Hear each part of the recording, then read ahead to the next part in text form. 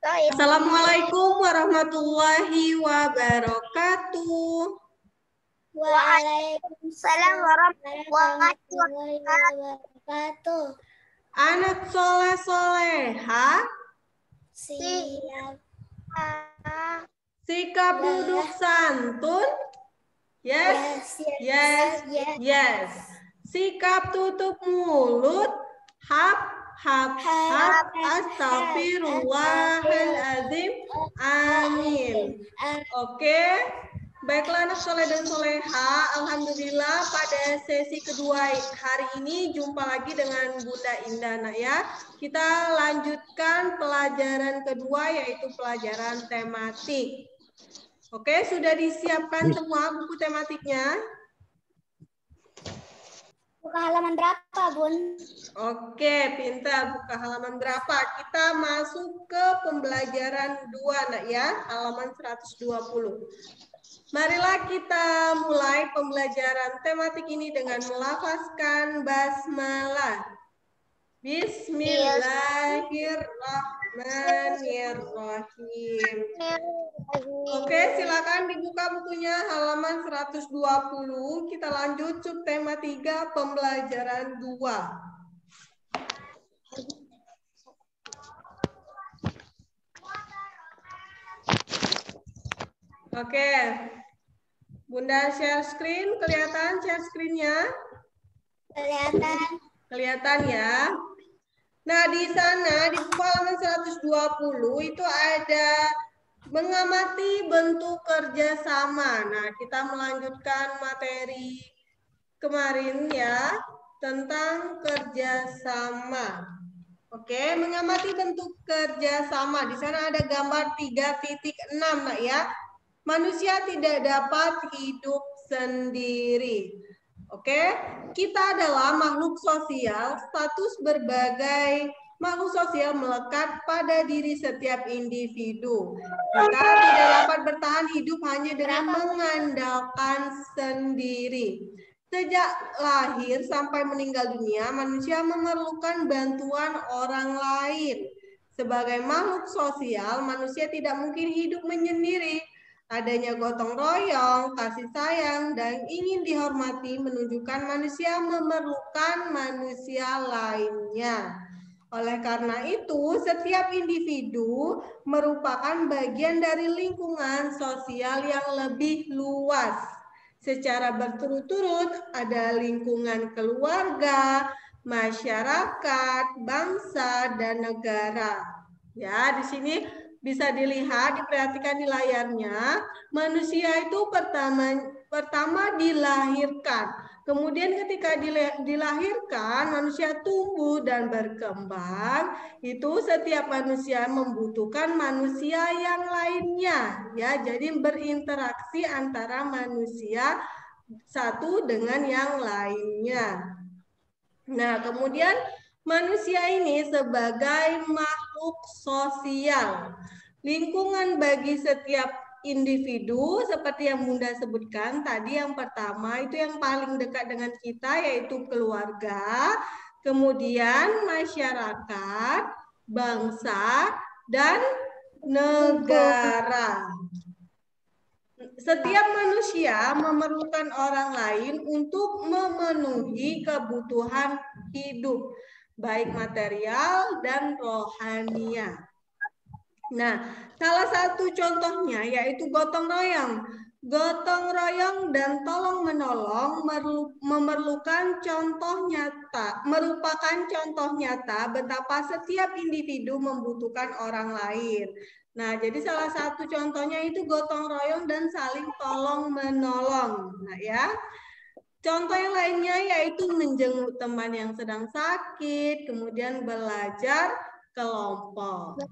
Hendaknya ketika kita tolong menolong itu dilakukan dengan ikhlas dan tanpa mengharap imbalan. Jadi ketika kita menolong orang lain ataupun ikut serta dalam kegiatan gotong royong, maka lakukanlah segala sesuatu itu dengan ikhlas tanpa mengharap imbalan ya. Oke, selanjutnya ada kerjasama. Ya, kerjasama artinya usaha dalam mencapai tujuan bersama. Oke, kerjasama dilakukan untuk mencapai kebaikan bersama. Kerjasama tidak boleh dilakukan untuk keburukan. Nah, adapun beberapa manfaat dari kerjasama, ada apa aja anak soleh dan soleha? Manfaat kerjasama? Menghemat biaya dan tenaga. Oke. Menghemat biaya dan tenaga. Yang kedua? Kerukunan, meningkatkan menjaga keamanan kerukunan. Dan yang ketiga, meningkatkan keamanan serta ketertiban. Nah, itulah ketiga manfaat dari kerjasama. Oke, dengan kerjasama, suatu masalah bisa diatasi dengan cepat dan tuntas. Kerjasama membuat hidup damai, tentram, dan harmonis. Kerjasama akan berhasil baik jika saling menguntungkan. Semuanya merasa diuntungkan, tidak ada yang merasa dirugikan. Setiap orang yang terlibat mendapat bagian tugasnya. Pekerjaan dibagi dengan adil. Contohnya, setiap anak dalam regu piket mendapatkan tugas masing-masing. Oke, bisa dibuka bukunya ya, ada di halaman 123 itu. Halaman 123 ya. Nah, di sana ada gambar 3.9, kerja bakti membersihkan lingkungan sekolah. Kebersihan itu adalah pangkal kesehatan. Kebersihan menjadi tanggung jawab warga sekolah. Pada hari Sabtu diadakan kegiatan kerja bakti di sekolah. Anak-anak membawa alat kebersihan seperti sapu, sabit, ember, dan kain pel. Para siswa membersihkan halaman dan kebun sekolah. Para siswa membersihkan ruang kelas, menyapu, dan mengepel lantai. Semua melakukan tugasnya dengan senang hati. Nah, itu salah satu bentuk kerjasama yang ada di lingkungan sekolah, nah ya, yaitu kerja bakti bersama-sama membersihkan lingkungan sekolah. Oke, anak soleh dan soleha pernah melihat contoh kerjasama? Pernah? Pernah ya. Selain itu juga misalkan ada kerja kelompok. Anak soleh dan soleha pernah kerja kelompok nggak? Belajar kelompok. Nah, itu termasuk salah satu kerjasama, bentuk kerjasama yang ada di sekolah. Nah ya. Belum pernah kerja kelompok, Bun. Apa Yara? Belum pernah kerja kelompok, Bun. Oke, belum pernah kerja kelompok. Nah ya. Nah, nanti ada itu misalkan di sekolah ada suatu materi, nah di mana materi itu harus dilakukan secara berkelompok. Nah, di sana akan ketika kita melakukan kerja kelompok, maka akan terlihat bentuk kerjasamanya antar anggota kelompok. Ya. Oke, sampai di sini bisa dipahami mengenai kerjasama? Bisa ya? Ada yang ingin ditanyakan? Tidak. Oke, kita lanjutkan. Nah, materi selanjutnya yaitu pemantulan bunyi. Nah, bunyi itu bisa dipantulkan. Anak soleh dan solehat bisa dilihat di layarnya. Apakah sama bunyi yang dihasilkan? Nah, di sini ada dua gambar. Anak yang pertama itu sedang berteriak ya, berada di mana dia itu? Di lapangan, nah ya, di lapangan atau di luar ruangan. Kemudian yang anak yang kedua itu berada di mana? Kamar mandi. Kamar mandi, nah ya, atau dalam ruangan. Nah, ketika kita bersuara di luar ruangan itu tidak sama hasilnya dengan di dalam ruangan. Pernah nggak anak soleh dan soleha mencobanya? Sudah pernah ya. Nah, kalau di luar ruangan itu maka suaranya itu akan yang dihasilkan itu berbeda nak ya dengan yang ada di dalam ruangan, karena dalam ruangan itu sempit, ruangannya itu tidak luas, maka bunyi yang kita hasilkan itu akan memantul. Oke, silakan dibuka bukunya halaman 130. 130 Bunda. Ya. Pemantulan bunyi. Ya. Mana itu tadi? Nah, luar ruangan, pemantulan bunyi yang ada di luar ruangan maupun dalam ruangan itu hasil bunyinya tidak sama, tidak akan sama. Hal itu disebabkan karena perbedaan antara jarak dinding pemantul. Ya. Sudah dibuka halaman 130? Sudah. Sudah ya. Nah, apakah bunyi yang dihasilkan di ruang terbuka sama dengan bunyi di ruang tertutup? Untuk menjawab pertanyaan tersebut, lakukan kegiatan seperti gambar di atas. Oke. Nah, berdasarkan jarak antara dinding pantul dan sumber bunyi, pemantulan bunyi dibedakan sebagai berikut. Oke. Yang pertama, pemantulan yang memperkeras bunyi asli. Coba Yora, baca Yora. Yang nomor 1 itu. Pemantulan yang memperkeras bunyi. Waalaikumsalam. Selamat bergabung. Pada saat kamu bernyanyi di kamar mandi, suaramu terdengar lebih keras dan enak didengar daripada kamu bernyanyi di ruangan yang luas dan terbuka. Suara musik Semuanya simak ya. Suara musik di ruangan tertutup terdengar lebih keras daripada suara musik di ruangan terbuka. Oke, yang lagi berbicara atau di sekitarnya berisik itu boleh di-mute dulu nak ya. Oke, lanjut Yora. Halaman 130. Pada ruangan kecil, bunyi asli dan bunyi pantul sampai ke telingamu hampir bersamaan, sehingga bunyi pantul akan memperkuat bunyi asli. Itulah sebabnya bunyi terdengar lebih keras. Nah, itu nak ya, yang pertama itu pemantulan yang memperkeras bunyi asli. Jadi, ketika kita sedang di kamar mandi, maka suara kita itu terdengar lebih keras dan enak didengar daripada di ruangan yang luas dan terbuka, ya. Suara musik di ruangan tertutup terdengar lebih keras daripada musik dalam ruangan terbuka. Karena kenapa? Bunyi asli dan bunyi pantul sampai ke telinga hampir bersamaan. Sehingga bunyi pantul akan memperkuat bunyi asli. Itulah sebabnya bunyi terdengar lebih keras. Selanjutnya yang kedua itu gaung atau kerdam. Coba Faras baca Faras yang nomor B.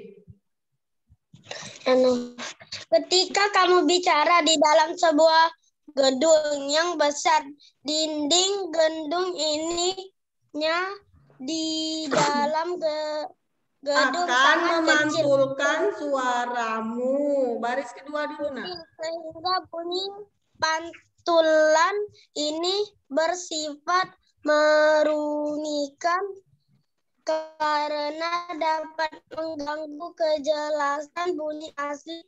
Pemantulan bunyi yang seperti ini dinamakan gangguan atau kerdam. Nah, itu nak ya yang nomor 2 gaung atau kerdam. Itu ketika kita bersuara di dalam sebuah gedung yang besar. Nah, dinding gedung itu akan memantulkan suaramu. Biasanya dari selang waktu antara bunyi asli dengan bunyi pantul di dalam gedung itu sangat kecil sehingga bunyi pantulannya bersifat merugikan karena dapat mengganggu kejelasan bunyi asli. Nah, pemantulan bunyi itu disebut gaung atau kerdam. Ya. Jadi pantulannya itu jauh. Apa, Yora? Boleh izin minum nggak? Itu keselak. Oke, boleh Yora, silakan. Selanjutnya yang C, gema. Gema, coba Syahid baca Syahid yang gema.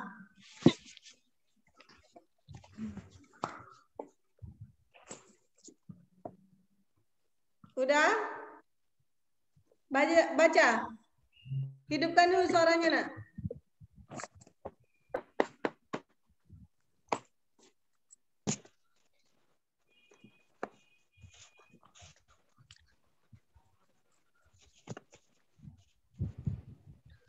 Udah? Yang C, gema. Jika dinding pemantul sangat berjauh. Bunda, suaranya nggak kedengaran. Besarin Suara-suara lagi Bunda. Syahid suaranya. Maju lagi Syahid. Oke. Saat setelah bunyi asli kejadian ini disebut gema. Gema. Terjadinya gema hampir sama dengan gaung, yaitu terjadi karena pantulan bunyi. Namun gema hanya terjadi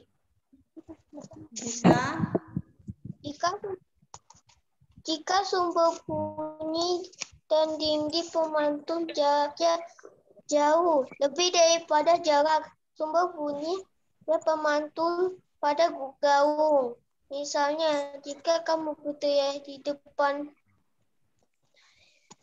dinding tebing yang tinggi, suaramu seolah-olah ada yang mengikuti setelah selesai diucapkan.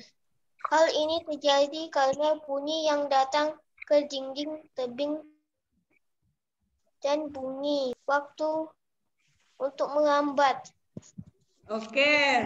Nah, yang ketiga itu ada namanya gema. Ya, gema. Anak soleh dan soleha pernah nggak berbicara, kemudian suaranya bergema. Suara pantulannya itu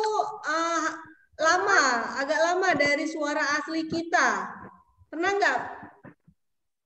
Pernah anak soleh dan soleha? Pernah. Nah, ya. Nah, jika jika dinding pemantul sangat berjauhan, bunyi pantul akan terdengar beberapa saat setelah bunyi asli. Nah, kejadian itulah disebut gema, nah ya.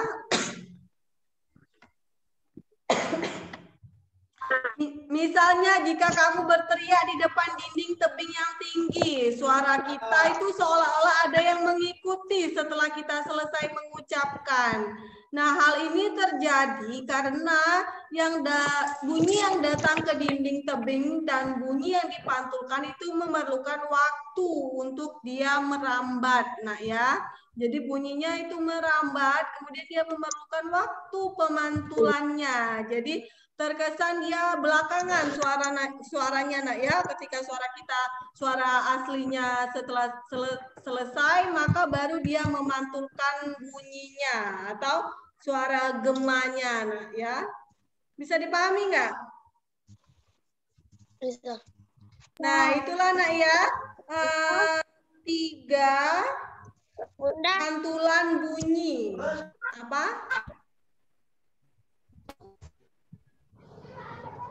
Oke, kita lanjutkan. Matematika tadi. Apa, Faras? Mana tugas yang matematika tadi, Bunda? Iya, nah, nanti Bunda share ya, karena kita masih ada pelajaran tematik. Nanti setelah ini sekalian dengan tematik, nah ya, Bunda share matematikanya ya. Oke. Kemudian selanjutnya, buka halaman 131. Udah? Di sebelahnya ya. Penyerapan bunyi agar tidak terjadi gaung, gedung-gedung yang mempunyai apa? Apa, sayang? Halaman 131. Halaman berapa? 131. Halaman berapa?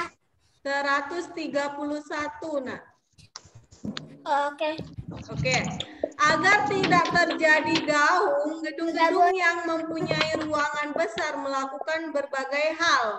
Yang pertama, melapisi dinding dengan bahan yang bersifat tidak memantulkan bunyi atau dilapisi oleh zat kedap atau peredam suara.